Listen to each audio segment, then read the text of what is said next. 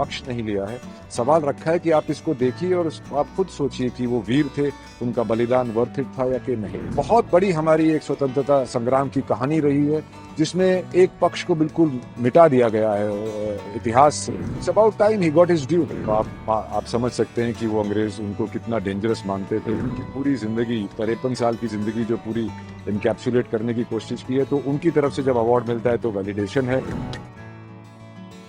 On the occasion of Indian freedom fighter and reformer Vinayak Damodar Savarkar's 141st birth anniversary, actor Randeep Hooda visited the cellular jail in the Andaman and Nicobar Islands on May 27th. Randeep Hooda, who wore the hat of Savarkar in his biopic Swatantriya Veer Savarkar, gave insights about his research and the connection he shared with him during the making of his film. The actor who starred in the movie also directed and co-written the movie along with writer Utkarsh Naithani. The film released in theatres on March 22nd and is set to be released on the online media platform ZEE5 on May 28th. Savarkar की birth anniversary है जी। आज आप cellular jail visit कर जी। रहे हैं और कल आपको अवार्ड भी मिला है। जी। कितना ऑनर्ड फील करते हैं आप? देखिए, सावरकर जी का जो पूरी उनकी कहानी है उसका अध्ययन करने के बाद जो मैंने उनकी ज़िंदगी जीने की और पर्दे पे दर्शाने की कोशिश की है, उसके अंदर मेरी इन्वॉल्वमेंट इसमें बहुत हो गई है। और जब वो लोग जो कि स्वातंत्र्य वीर सावरकर जी को जानते थे, उनकी फैमिली और जो उनसे जिनकी जैसे मंगेशकर फैमिली हुई, जो उनको असली में जानते थे और जो उनकी एसेंस समझते हैं, उनके बारे में जानते हैं, उनसे जब एक पैट ऑन द बैक मिलता है कि आपने बहुत अच्छी तरह से दर्शाया, बहुत सच्चाई से दर्शाया और बहुत दम से दर्शाया, तो बहुत अच्छा लगता है। बिकॉज वो वैलिडेशन बहुत ही कम लोगों को मिलती है। अक्सर आप जब बायोपिक्स वगैरह बनाते हैं तो उनके जो निजी लोग होते हैं वो बोलते हैं कि अरे आपने ये नहीं दिखाया, वो नहीं दिखाया। पर मैंने 3 घंटे में उनकी पूरी जिंदगी, 53 साल की जिंदगी जो पूरी इनकैप्सुलेट करने की कोशिश की है, तो उनकी तरफ से जब अवार्ड मिलता है तो वैलिडेशन है। और ये यहाँ पे आज हम सेलुलर जेल में आए हैं जहाँ पे विनायक जी को 50 साल की उम्र कैद हुई थी, 2 उम्र कैद मिली थी। वो अकेले ही एक ऐसे कैदी थे या कॉन्विक्ट थे जिनको ऐसे अंग्रेजों ने दिया। तो आप समझ सकते हैं कि वो अंग्रेज उनको कितना डेंजरस मानते थे, क्योंकि वो ना ही सिर्फ उनके जो खुद किया, और बाकी जब उनके जो इन्फ्लुएंसर का जो उनके थॉट्स थे वो बहुत लोगों को बहुत इन्फ्लुएंस करते थे। तो जितने भी सशस्त्र क्रांति वाले लोग होते थे वो उनको देश से दूर आइसोलेशन में रखते थे। और ये वो जगह है, ये कैदियों ने ही बनाई थी। पहले कैदी वाइपर आइलैंड पे रहते थे, वहां से उनको यहाँ पे लेके आए और फिर उन्होंने ये जेल बनाई। और 1906 में मेरे ख्याल से ये जेल शुरू हुई थी और विनायक जी यहाँ पे 1911 में आए थे। और इसके पहले 7 विंग होते थे, अब सिर्फ 3 बचे हैं। 2 जापानीज ने अपने बंकर्स के लिए तोड़ दी, और जो 2 वहाँ पे जो उस वक्त गवर्नमेंट थी वो इस जेल को तोड़ना चाहती थी।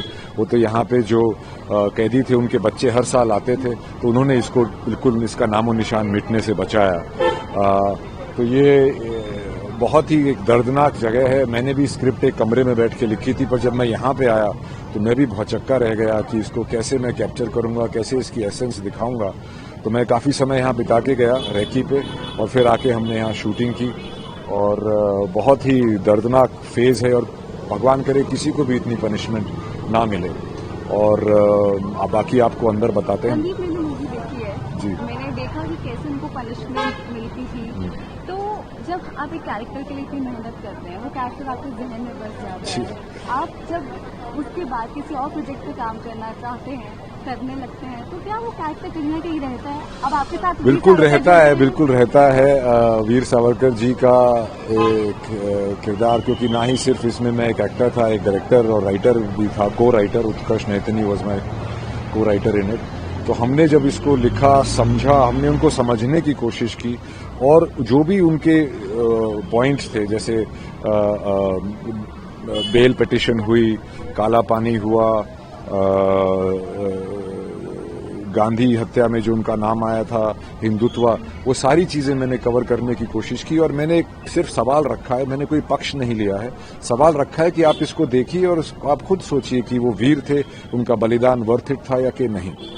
में काफी लोगों ने अप्रोच भी किया, बट आपने सबको बहुत happy देखिए भी- सब ने वही चीजें सुनी हुई हैं, वही बातें करते रहते हैं, माफी वीर ये वो। अरे आप पिक्चर देखिए, उनके बारे में कुछ पढ़िए, कुछ अध्ययन कीजिए तो आपको समझ में आएगा।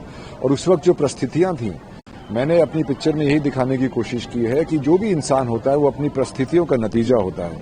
तो उनकी जो परिस्थितियां थीं, कैसे उनकी तरफ उनको एक हिंदुत्व का एक तरफ बढ़े, कैसे उनके ख्यालात बदलते गए, क्योंकि 1910 तक उनके ख्यालात कुछ और थे। यहाँ पे जब उन्होंने आए तो उन्होंने अपना साम दाम दंड भेद की नीति बदली, और उसके बाद वो फिर एक अखंड भारत की तरफ जो उन्होंने उनकी पैरवी थी, जो उनको अलग उनको बोला जाता है कि टू नेशन थ्योरी उन्होंने दी थी, उन्होंने नहीं दी थी, वो सैयद अहमद खान साहब ने दी थी 1880s में। तो उसको लड़ते हुए कैसे वो अखंड भारत रखना चाहते थे, इसके लिए आप खुद आप पिक्चर देखिए और उसके अंदर मैंने जो सवाल उठाए हैं उनके बारे में आप सोचिए। और it's about time he got his due. Also, do you think कभी कभार हम हिस्ट्री को आज के सिनेरियो से तोड़ते हैं? Do you think ऐसा करना चाहिए? बिल्कुल, देखिए वोकनेस से भी यही होता है, जो पहले आप जोक कर सकते थे वो आज आप कर नहीं सकते हैं। तो जमाना बदलता रहता है और किसी भी हस्ती को उसकी आज की परिस्थिति से नहीं देखा जा सकता। उस वक्त जो परिस्थितियां थी उसमें उनका क्या रिएक्शन था और उनका क्या काम था। बहुत बड़ी हमारी एक स्वतंत्रता संग्राम की कहानी रही है, जिसमें एक पक्ष को बिल्कुल मिटा दिया गया है इतिहास से। तो वही मेरा इसमें एक कोशिश थी। एक लास्ट क्वेश्चन, जब हम आपके साथ जेल में चले अंदर और देखे, आज के कहते क्या आज के टाइम पे एक एक्टर होना बहुत बड़ी बात है, क्योंकि काफी डिफरेंट प्रोजेक्ट, बट एक डिफिकल्ट जॉब भी है, सोशल मीडिया है, उसकी आलोचना की जाती है, हाउ जी, यू जी। Deal with that? देखिए, मैंने अपनी पिक्चर जो मुझे रिसर्च में मेरे को सच्चाई दिखी, मैंने उसको दिखाने की कोशिश की, क्योंकि आप 3 घंटे में पूरी जिंदगी नहीं बता सकते हैं, तो उसके अंदर कुछ क्रिएटिव लिबर्टीज आपको लेनी पड़ी।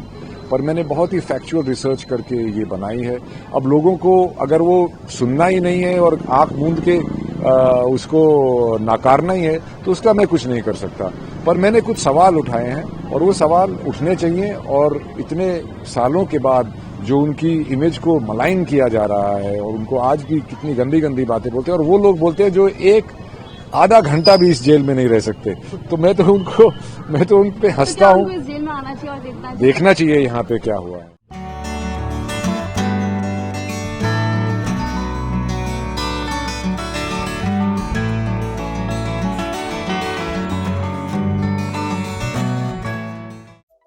Subscribe to Midday India. Get direct notifications on all our videos by clicking on the bell icon.